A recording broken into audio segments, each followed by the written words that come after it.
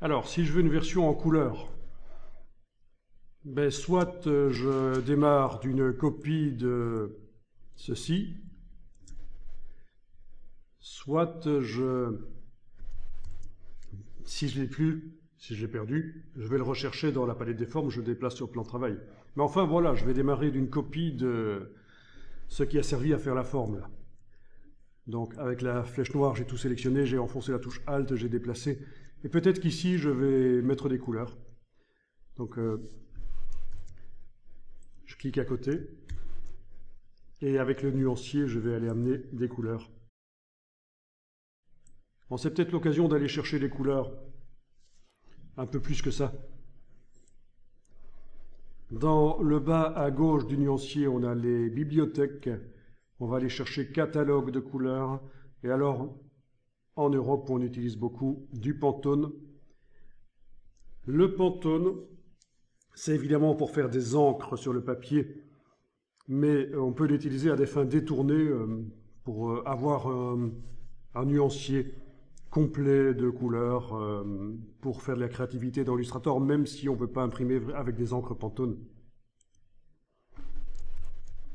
Bien, voilà les encres Pantone qui sont arrivées dans un nuancier. J'ai choisi Pantone Solid Coated.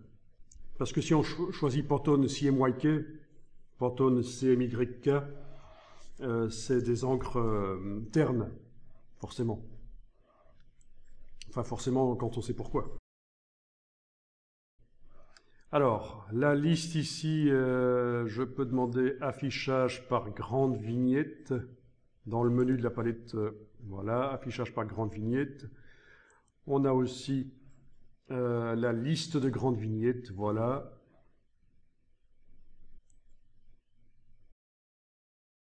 Je vais pouvoir déplacer les couleurs ici, sur les objets.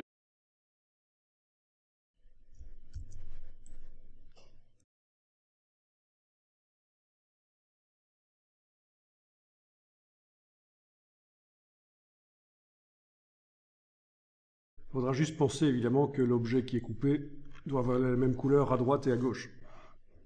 Logique.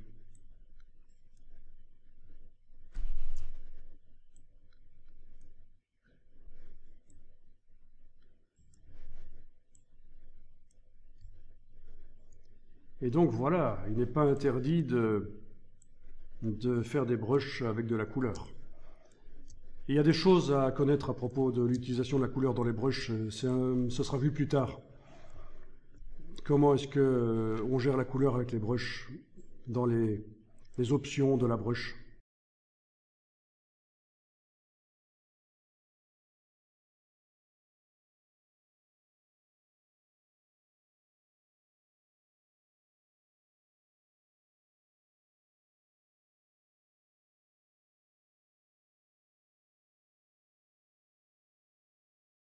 Donc je vais amener ça dans la palette des formes, du coup.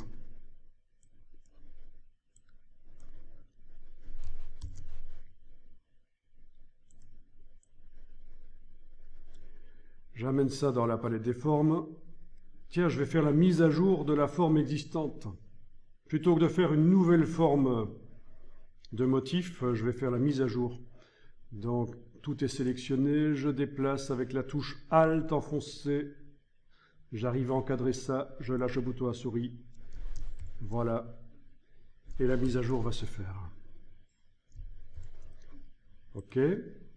Du coup, quand je clique sur OK, on me demande, tiens, il y a des vecteurs qui utilisent cette forme, est-ce qu'ils doivent subir cette mise à jour? Oui, je me fais appliquer au contour, et normalement, le grand trait que j'ai fait là derrière va se modifier. Voilà, c'est le cas.